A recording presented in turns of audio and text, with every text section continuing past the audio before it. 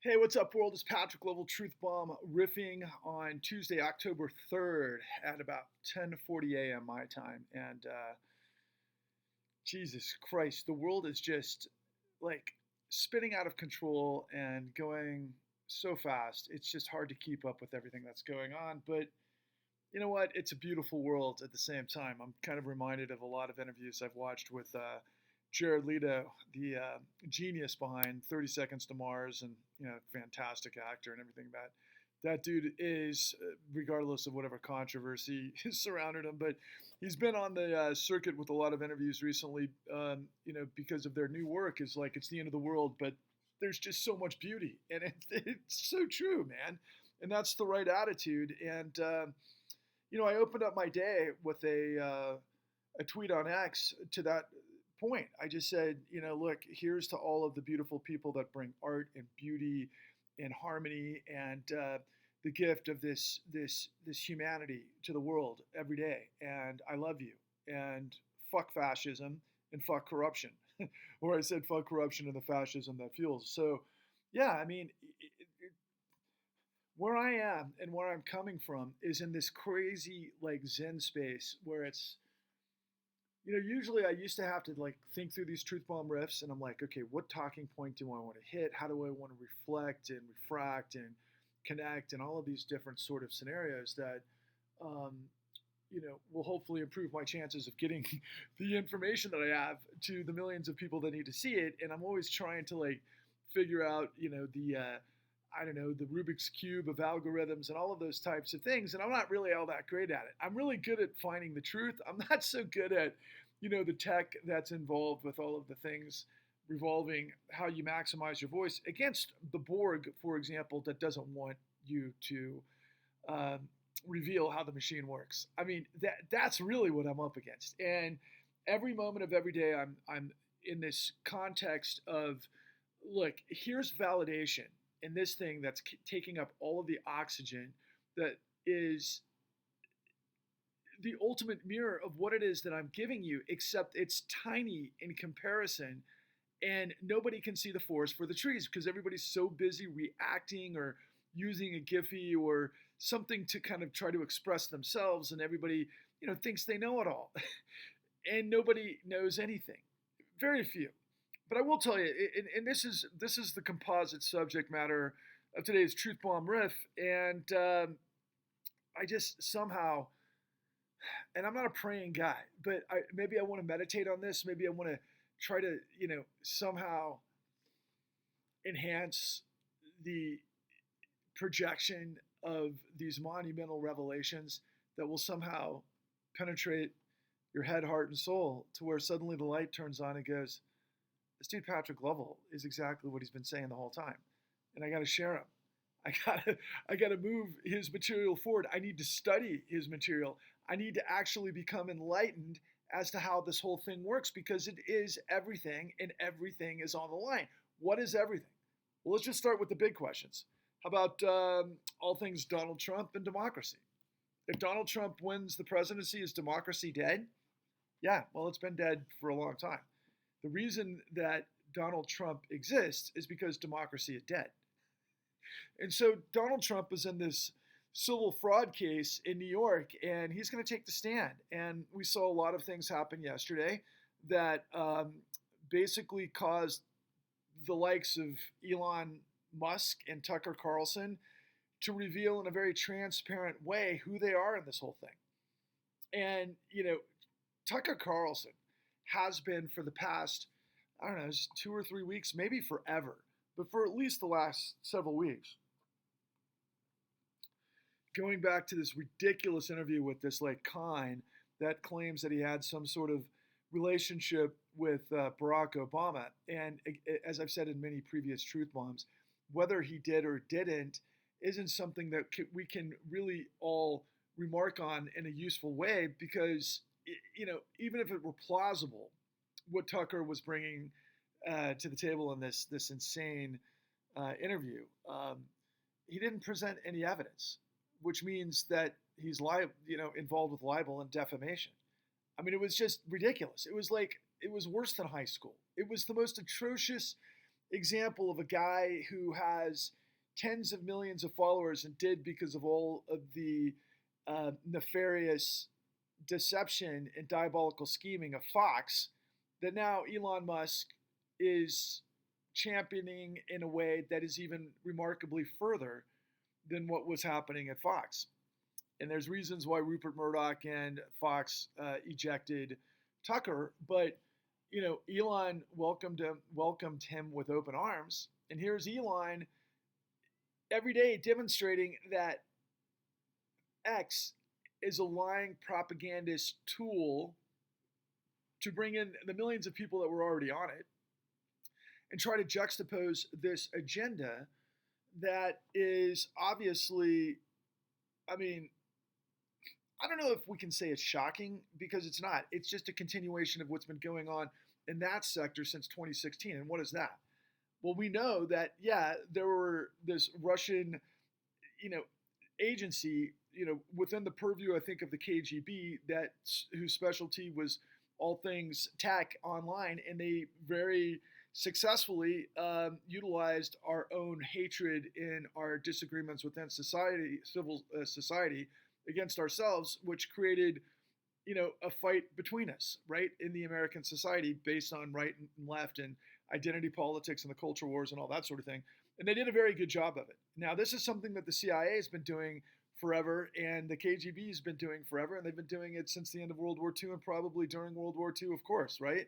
But it's just gotten more effective and more, I don't know, widespread and more dangerous as technology has increased with the level of the agency's ability to create deception for purposes and power and control and geopolitics and everything that goes with it. And that's the game. That's the game of power. That's how it all works. And in this particular case, Donald Trump is in this civil fraud trial where his last 4 decades of business practices are being made, whole to the American people finally.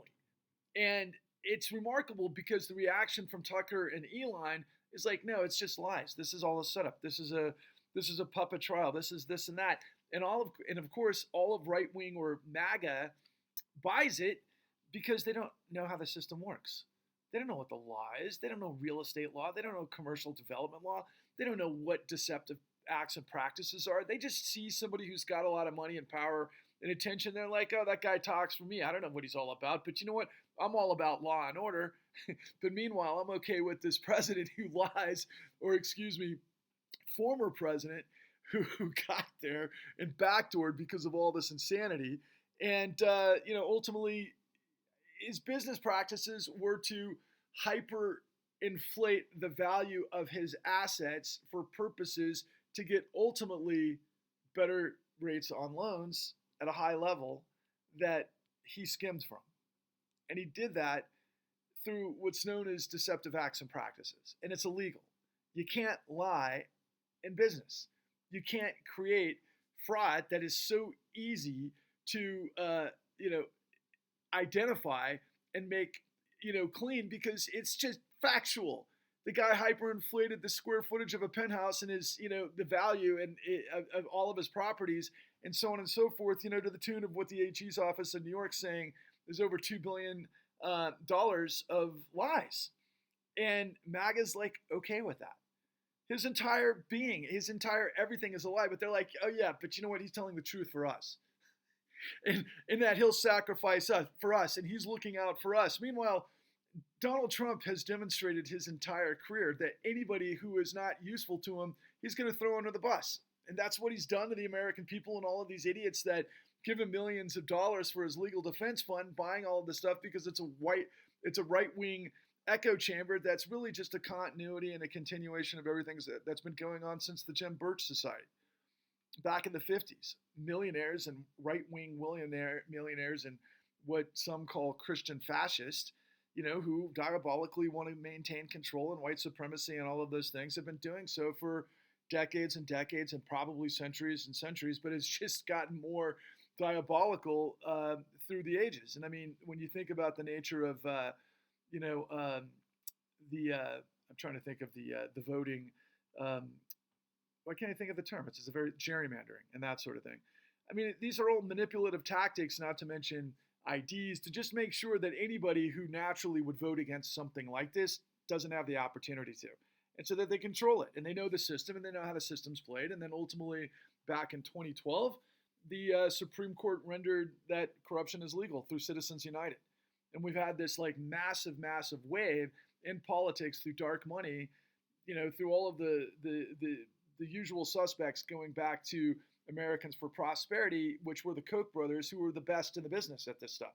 And the Mercers have learned from it and other people. And trust me, Putin's been watching it the whole time. And now there's this amalgamation of things that I'll circle back to. But the most important thing about the moment is just to understand that everything that's demonstrated on Twitter right now, on X, through Tucker Carlson and Elon Musk, is that they're just, we're going to promote propaganda and lies, and we're going to try to do everything we can to foment a white right wing is what I'm trying to say, revolution to basically create this identity pathway so that we can get complete control. I mean, that's the end game, and there's more players involved in it. And then I'll address that momentarily.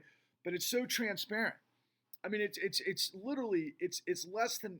I used to read, quotes that the newspapers in this country were written to a 6th grade level. And I never bought that. I thought that our media was contextualized for smart people to understand, so that information was important that could give the public and the citizenry the ability to obviously hold power to account. And that was the kind of journalism that I grew up with and really inspired me to become who I am. But when I look at what's happening on Twitter right now, it's far less than a 6th grade level. I mean, it's like, I've never seen anything so monumentally stupid, but unbelievably executed in the amount of vectors, whether it comes through all of these make-believe Republican, representatives who I believe got there through this right wing, movement, through the billionaire tapestry of this vertical that, basically got the dumbest amongst us to represent the dumbest out there. And then Twitter X became this sort of vector of just massive, massive propaganda that they have learned to echo chamber the living shit out of this stuff through the likes of Marjorie Taylor Greene and Lauren Boebert and Ted Cruz and Kevin McCarthy or Jim Jordan. I know they're supposedly all at odds, but in terms of the actual, this sort of echo chamber information about Trump and his innocence and who he's fighting for and what he's against, and he's fighting the deep state and all that's absolute nonsense, and the likes of Carrie Lake, and they started to do the infighting between themselves with Ron DeSantis.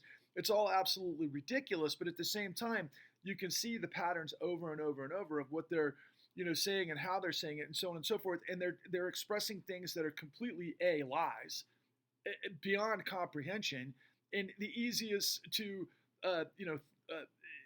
prove lies, all you'd have to do is a real, very simple Google search to be like, well, okay, what is this about? And what are they talking about in this perspective? Or you could watch my work, www.thecon.tv, which is the pathway to, and the blueprint to something monumentally bigger than what this is all about. But I'll pull that in as I try to summarize this as it all relates to what's happening right in front of our eyes.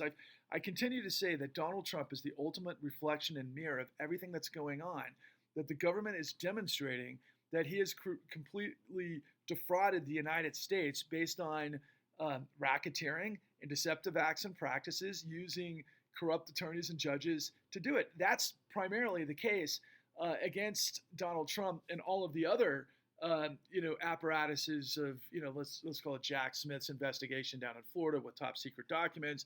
And then also, of course, Fonnie Willis down in Georgia, and then Alvin Bragg up in New York. And then, of course, now Letitia James, which I've been following for some time, because this is part and parcel to all the work that we've revealed to you the whole time. And before I move on to kind of the conclusion of this, it's like, the counter to that in mainstream. First of all, nobody in mainstream has any idea what's going on. They don't know what the laws are. They don't have any grand vision or understanding of how deceptive acts and massive fraud happen, which is why I had to make my work the con, because after the 2008 great financial crisis, I was like, none of this makes sense. And nobody's telling me stuff that I'm actually experiencing. So I got to figure out a way as a producer, which is what I've been for the last 25 years, to go ask questions and figure out what nobody else will. And boy, did I bite off more than I could chew. It was beyond anything I could comprehend. I never in a million years would I think that I'd have to go to the ends of the universe and back to prove the largest criminal conspiracy and cover up in history that never ended. And is really the story of everything that I'm trying to bring you to, which is exodus from corruption to create a resurrection of the American dream. But Lawrence O'Donnell does this spectacular work with all of his experts, from Weissman and I got to think of all of the, these attorneys who are like general counsel at the FBI. I mean, these guys are really, really smart guys, but boy, do they know how to play politics too. But in the case of Donald Trump, it's like elementary school for these guys. I mean, it's just so easy that they just lay out brilliantly all of the things that Donald Trump has done illegally and why it's illegal and what it's all about and what the right is responding to and how this is just a joke and how they're not going to give any more oxygen to Donald Trump's lies because it's just ridiculous. They're actually doing their job as journalists, but only as it relates to, I'm going to say that much, of this backyard, this world, this universe, this atmosphere of everything that I'm bringing to you. It's the gateway to understanding.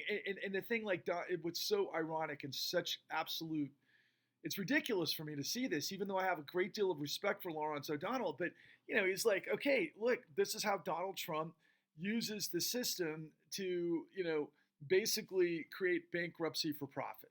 And that has been Trump's sort of MO for a very long time, which is ridiculous considering he was born on third base with, I think, $400 and some odd million that could have easily turned into many, many billions of dollars that he just, put it with really good money managers over the years. But instead he wanted to become, a baron in real estate, and he did. And he ultimately got into the dark side, man. And that's who this guy's become, because ultimately what you've got to understand is, A, to build those buildings in Manhattan back in the day to get the tax write-offs and everything else, he had to be involved with corruption up to his eyeballs, not to mention playing ball with the five families in Manhattan who owned all the contracts and the unions and the concrete and everything else. It's the only way you could get anything done. So Donald Trump was involved with the mob going back to the 70s, which ironically, of course, puts him in the same sandbox as Rudolph Giuliani, who was on the other side of this whole thing. But it's amazing what money can do to people after many, many divorces and years of being a boozer, that ultimately you need money, so you're going to go to the dark side. And by the way, I will say just in passing is that you got to understand that, and this is going to go to my conclusion on this, that there has been for many, many, many, many years, and maybe forever, this sort of kind of intersection between legitimate business and, quite frankly, the dark economy, right? The underbelly of humanity, whether it's drug use, whether it's, before we had prohibition, right? And so, the laundering of alcohol, or, being able to just, speakeasies, that sort of thing, and everything that comes with it. All of those things like prostitution, gambling, really, all of those things that would be considered, the dark economy, right? The underbelly of humanity and society. But there's trillions of dollars, in that scenario. And so our banks, for a very long time, now that it's just become somewhat clear over the course of the last several years, is that we've been this huge vector. Like, it's been known throughout, I don't know, maybe the last, probably several hundred years, quite frankly. I don't know how long it goes back to Switzerland being in banking and, a place where people, they remain neutrality because they were like open for business for all of the, elites. You want to go hide your money? You don't want your money taxed. You want to be able to hide your gold bullion and everything else? Hey, come to Switzerland. We got your back. We'll keep it safe. Everything's cool. Just don't bring us into your wars. We'll just take care of your money. That was Switzerland for a long time. The United States has become this extension of what the CIA started to pull off after World War II, which is this, intersection between really being involved with right-wing paramilitary groups that were used to be able to be a sort of buffer to communism after World War II. But those entities were all involved with the dark economy, with laundering and drugs and prostitution and gun smuggling and all of these things that obviously we associate with the mob. Yeah, well, that's what it was, and that's what the CIA got involved with. And simultaneously, the CIA was born out of the illustrious Wall Street legal firm, Sullivan and Cromwell, and everything that comes with it. And there's so many question marks there. But my point at the moment is that, yeah, our financial system, as we're seeing now on display every single day, particularly in the case of Chase involved with Epstein. The scenarios was that Chase Bank provided the liquidity for Epstein to create this international sex trafficking thing for like 15 years. And they just paid $200 million, maybe $300 million for it, and there's more than that. And Chase has been involved with all sorts of, insane convictions and settlements and all sorts of incredible illegal behavior for that we know of the last 13 years, with Jamie Dimon being prolific CEO of fraud. And yet the New York Times basically props up Jamie Dimon as kind of like the godfather, no pun intended, of Wall Street, where all the, like the wisdom and, the anchor and the stability and all of these other things are going to come through, Jamie Dimon. And yet he's a crook. And we found out several years ago that trillions of dollars has been laundered into the United States through all of these apparatuses throughout the world, Putin being one of them, through Deutsche Bank, through the real estate of the likes of Donald Trump, and into our system, which ultimately helped prop up and fuel and blow up the bubble of 2008. But it was also very instrumental in the bailouts.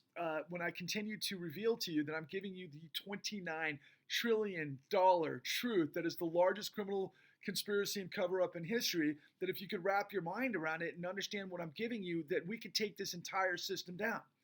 And one of my other go-tos is I always say corruption births and fuels fascism, which it does, which brings me back to Tucker Carlson and Elon Musk. You've got this high school transparent, like libel, salacious and vicious, quite frankly, but defamation of all sorts of scenarios. But now, in the case of Donald Trump, and the reaction is like, look, this whole thing's a setup. No, it's not a setup. The government's finally doing its job in the case of Donald Trump, which it should have done decades ago. But here's the crazy thing about Lawrence O'Donnell and mainstream, given everything that I've already said. Again, they're looking at a small piece of this thing, and it's so easy to identify. But what I've given you is why the banks would make bad loans in the first place, and ultimately how it plays into the Federal Reserve and what this is all about. I've said this in many truth bombs in the past, but people, you got to understand that in 2006-ish, we had a $4.5 trillion, housing market that ultimately became a $600 to $800 trillion derivatives market that blew up the fucking world. That ultimately led to the Federal Reserve backdooring illegally, because of the statutes and what's intended with the full faith and credit of the United States through the lender of last resort capacity, that ultimately we backdoored because all the media hid this and didn't understand what was going on. And then we gave these unbelievable, they used to call them the masters of the universe, but they're just the kingpins of the global racketeering enterprise that I spent the last 5 minutes, kind of giving you a very surface level sequence of how this whole thing works, and is this intersection between the dark economy, global economy, and everything else that ultimately pulls in trillions of dollars into our system baked on fraud that's guaranteed by the United States. We spent $29 trillion in these emergency bailouts that were illegal, and then we created quantitative easing that created a socialism pipeline to buy assets that were worth nothing, and then ultimately sit on them forever until the value came back to sell on the open market through bonds. And we're having a major problem with that right now with the Treasury and the Federal Reserve, and it could create a lot of economists and a lot of experts in Wall Street and finance and everything else are, telling us that, the floor is about to drop again. And I think it is, but it's all part and parcel of this thing. Now, I want to try to finish off with this. So mainstream doesn't get it. And even those that do only are telling you this much of it. And of course, I'm telling you the whole story. Donald Trump is a reflection, again, of everything that the government is proving in his case that he is guilty of, but he's a tiny, tiny, tiny piece of the puzzle. But now it gets really disconcerting for me because of that, and because I continue to say corruption births and fuels fascism.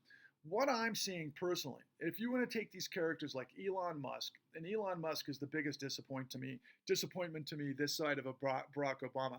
Barack Obama was ushered in, on this populist wave to create supposedly hope and change we can believe in, right? We all bought off that he was this good guy. What he turned out to be was this face that let Wall Street get away with it. Both he and his attorney general, Eric Holder, okay? It was a real problem. And now we've got, what, 2 administrations later through, everything that happened during the Trump administration. I mean, my God, William Barr is about as bad as it gets. But Merrick Garland right now at the Department of Justice, we call it the chicken shit club. The guy's got 110,000, employees. They've got resources like you wouldn't believe. The fact that Donald Trump is still breathing free air and hasn't gone down for all of this stuff long before this, considering the coup d'etat and the January 6th and everything else, is just part and parcel to all of this real, problem for the power that has the power. And so our eyes deceive us when we look at a guy like Merrick Garland and we're like, oh yeah, he's got this, the head of the Department of Justice, he's doing it by the book and everything else. Bullshit. They could have fragged Trump a long time ago. But let me bring it back to Elon Musk. Elon Musk, a guy that I had bought into for the last 12, 13 years, is one of the geniuses of the world, like Obama, that came in, with an opportunity to create a paradigm shift, which he did with Tesla. But now he's like this apparatchik of apartheid / and just in terms of what appears to be his sort of ideology, buying Twitter and all of the insane things that he's showing. He's got like this sophomoric humor. It's like I'm reminded of like guys in 8th grade that are just in like too rich and they're in a club and they like to just like pull the wings off of bugs and everything else and see people suffer. They have that kind of mentality and they're weird and they're kind of gay if you ask me. I think there's something weird going on with Tucker Carlson and Elon Musk. I think they're both incredibly homoerotic. But that being said, they're also this vector for this dark billionaire sort of Jim Birch society-like scenario. And we've seen this play all over the Supreme Court recently with Harlan Crow and Leon Black? No, I'm confusing him. He's a hedge fund guy. Leo something or other. I can't think of his last name. But what's most disconcerting to me in this whole thing is that we've got MBS and Putin, a picture of them back in, I think, when Donald Trump became president in 2016, 17. There was this picture at some sort of conference where they were together and they were just laughing. And I'm like, what the fuck are those two laughing about? Now, meanwhile, those of you who have followed my truth bombs, 9/11 is another side of this. Saudi is another side of this. But Putin and MBS were never, Saudi and Russia were never allies. They were competitors in the big oil scheme of things, but they seem to have kind of an interest into maintaining the global, shall we say, addiction to oil for as long as they can. And I think I think they're making a move. I think they're making a move because if first of all, the American dollar is dependent upon as a global reserve currency, primarily Saudi is the swing producer. That undergirds, it's kind of like back in 1971 when we got off the gold standard. And sorry, my voice is going out. One moment.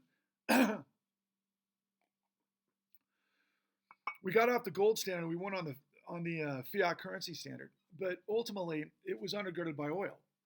The oil was the new gold, and so we have been doing our debt financing and this international laundering and everything I'm telling you about, all predicated on Saudi's role. And Saudi has an outstretched role considering it's a small country. It doesn't have any real impact outside of oil, but boy, do we depend on oil, right? In every aspect of our society, and we have for the last 70 years. And so all things 9/11 aside, which is just a continuation of this stuff, Donald Trump said something interesting in his testimony yesterday, or maybe it was an interview because he didn't actually answer any questions, but he's going to in this civil trial. But he just happened to throw off the top of his head based on the valuations of his property. He's like, I could go get Saudi to pay for whatever I put a figure on. Now, meanwhile, many of us understand that Jared Kushner and Steve Mnuchin, the former Treasury Secretary and foreclosure king, by the way, for all of you MAGAs who went through the foreclosure crisis and think that Trump's going to save you, everybody that Trump put into position of power were the guys that destroyed you. So there's that. You can't be for Trump and against corruption. It's an impossibility. But they have just realized about $6 billion from Saudi Arabia, which dwarfs anything that Hunter Biden's been involved with. But it's really interesting in so much given what Trump said, because it's another window into all of the things down in Mar-a-Lago with the nuclear secrets and everything that it looks like this top secret clearance information that Donald Trump maybe took to be able to sell to the Saudis. Whatever it was, whether it's nuclear information or maybe our nuclear sort of, I don't know, let's call it an umbrella and how we might approach Iran and all of those kinds of things that maybe Saudi would pay top dollar for. I mean, there's some leverage there. And then what did Donald Trump say last year at the Live Golf Tour? Nobody got to the bottom of 9/11, so what are you going to do? So look, there is some strange things going on that seem to be this continuation of the last, I don't know, 2 decades. So if, for example, the floor falls out of the economy because the housing markets in inflation, in all of our commodities and debt are through the roof, not to mention commercial real estate, and suddenly we have a 2008 wipeout, and let's say the Fed's out of its cards, because ultimately the way it's designed with fiscal and monetary policy ultimately is that the United States can fund whatever it needs to fund no matter what, right? But the dollar does have to have value, and there are some knock-on effects and downstream effects if major buyers of bonds like Saudi Arabia and China and so forth decide to not do it. I mean, then Treasury is up against the wall. They can't sell it. The debt gets through the roof. There's all sorts of stuff that's actually much further than my understanding of how bad it could potentially get. But if I'm thinking through this whole thing, I'm just suggesting to you that who would be able to pick up all the debt to basically stabilize the United States? Saudi, and probably Russia. To what end? What kind of leverage would that lead to? What kind of leverage would that lead to if somehow Donald Trump became our next president after, let's just say, for example, the dollar completely collapses, the economy goes down the tubes. And by the way, I have seen, shall we say, hints of what I've been warning about for a long time. The Steve Bannon scenario seems to me, this is off the roll of Pizzagate and some of these things that are like the new blood libel, where anti-Semitism is on the rise. And ironically, Benjamin Netanyahu, the Prime Minister of Israel, is completely allied with all of these guys that are deeply involved with the new anti-Semitism. Would that be part and parcel to why Putin and MBS were laughing? Do they think it's funny that Jews would actually get suckered into a situation to where they would be the ultimate scapegoat, like it has throughout history, through all of the the monarchies? Ultimately, you think about the Rothschilds and everything else. The Jews became, as the financiers, the scapegoats for all of the fraud of the power that be throughout history. Is that going on now, considering what I've been telling you for some time? There's a lot of financiers. There's a lot of bankers that destroyed the world. And there's a lot of Jewish, executives at high levels of media that have, propped up Donald Trump as kind of like this Russian roulette scenario where it's like, hey, he's good for ratings. But meanwhile, there's this rise of anti-Semitism. And meanwhile, all of the bad actors, a lot of the bad actors, thank God there was a lot more than just Jews. But yeah, there was a lot of Jews that did some really stupid stuff that destroyed millions upon millions of people, that now MAGA has created this sort of fomenting this populist movement looking for somebody to blame. Might they be setting up Jews, for example? Might those Jews actually be responsible for a lot of this stuff? Yeah, but like I keep saying it's not because they're Jewish. They're just fucking assholes. And all of these guys are assholes. Anybody above the line with too much money, all they're doing is manipulating everybody for global fraud. And that's why I am the producer. I'm not Moses, I'm not Jesus, but I am leading exodus against corruption and a resurrection of the American dream, because I know what's on the other side of this dark ages of lies, which blows my mind about Elon Musk, all things considered. But we have the technology. We know how to reconfigure the global paradigm based on renewable energy. It would take literally like a tiny percentage of the amount of money to reconfigure our grid to where we're like 100% renewable within the next decade, which would make, render Russia and Saudi Arabia irrelevant. To be honest with you, is that what's going on here? Because if we did, And we spent, let's call it $4 trillion compared to the 70 trillion we've already spent in the last 13 years to make this all possible.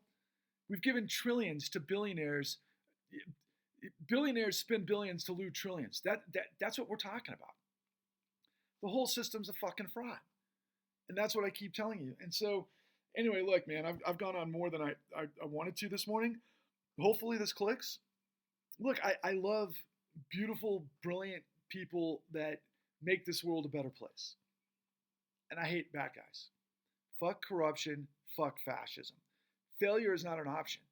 Rise, roar, revolt, onwards and upwards.